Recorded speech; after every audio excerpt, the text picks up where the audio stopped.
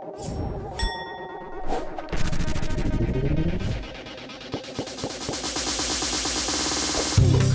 Jasmine Lawrence, and I'm a program manager on the Xbox One engineering team. One of our biggest features is called Xbox Live. It's an online service that connects gamers from all around the world, and we rely on the internet to make that happen. This is no easy task, and there are a lot of things happening behind the scenes. The internet is totally changing how people interact and connect. But how does it work? How do the computers all across the world actually communicate with each other? Let's look at web browsing. First, you open a web browser. It's the app you use to access the web pages. Next, you type in the web address, or URL, which stands for Uniform Resource Locator, of the website you want to visit, like tumblr.com.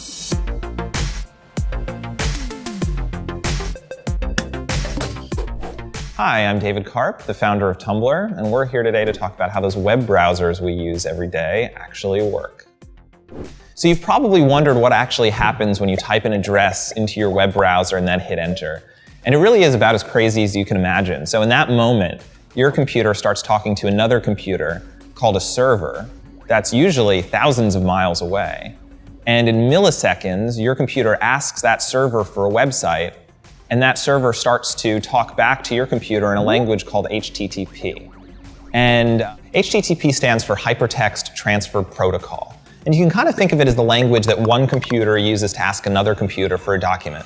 And it's actually really pretty straightforward. If you were to intercept the conversation between your computer and a web server on the internet, it's mainly made up of something called GET requests. And those are really very simply the word GET and then the name of the document that you're requesting. So if you're trying to log into Tumblr and load our login page, all you're doing is sending a GET request to Tumblr's server that says get/login. And that tells Tumblr server that you want all of the HTML code for the Tumblr login page. So HTML stands for Hypertext Markup Language. And you can think of that as the language that you use to tell a web browser how to make a page look. So if you think about something like Wikipedia, which is really just a big, simple document, and HTML is the language that you use to make that title big and bold, to make the font the right font, to link certain text to certain other pages, to make some text bold, to make some text italic, to put an image in the middle of the page, to align the image to the right, to align the image to the left. The text of a web page is included directly in the HTML, but other parts, images or videos, are separate files with their own URLs that need to be requested. The browser sends separate HTTP requests for each of these and displays them as they arrive. If a web page has a lot of different images, each of them causes a separate HTTP request, and the page loads slower. Now, sometimes when you browse the web, you're not just requesting pages with GET requests. Sometimes you send information, like when you fill out a form or type a search query. Your browser sends this information in plain text to the web server using an HTTP POST request. So let's say you log into Tumblr. Well, the first thing you do is you make a POST request. That is a post to Tumblr's login page that has some data attached to it. It has your email address, it has your password. That goes to Tumblr's server. Tumblr's server figures out that, okay, you're David. It sends a web page back to your browser that says, success, logged in as David. But along with that web page, it also attaches a little bit of invisible cookie data that your browser sees and knows to save. And that's really important because it's really the only way that a website can remember who you are.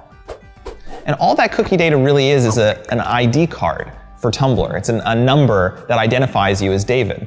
And your web browser holds on to that number, and then the next time you refresh Tumblr, the next time you go to tumblr.com, your web browser knows to automatically attach that ID number with the request that it sends over to Tumblr server. So now Tumblr server sees the request coming from your browser, sees the ID number, and knows, okay, this is a request from David.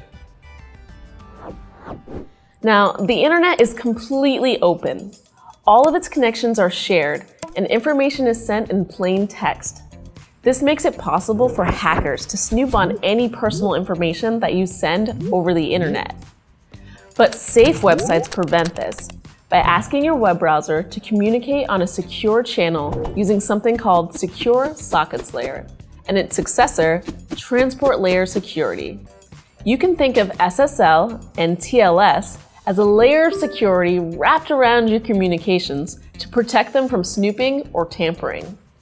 SSL and TLS are active when you see the little lock that appears in your browser address bar next to the HTTPS. The HTTPS protocols ensure that your HTTP requests are secure and protected. When a website asks your browser to engage in a secure connection, it first provides a digital certificate, which is like an official ID card, proving that it's the website it claims to be. Digital certificates are published by certificate authorities, which are trusted entities that verify the identities of websites and issue certificates for them, just like a government can issue IDs or passports. Now, if a website tries to start a secure connection without a properly issued digital certificate, your browser will warn you. That's the basics of web browsing, the part of the internet we see day to day. To summarize, HTTP and DNS manage the sending and receiving of HTML, media files, or anything on the web. What makes this possible under the hood are TCP/IP and router networks that break down and transport information in small packets.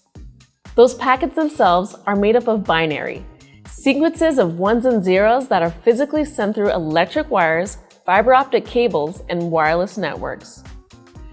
Fortunately, once you've learned how one layer of the internet works, you can rely on it without remembering all the details. And we can trust that all those layers will work together to successfully deliver information at scale and with reliability.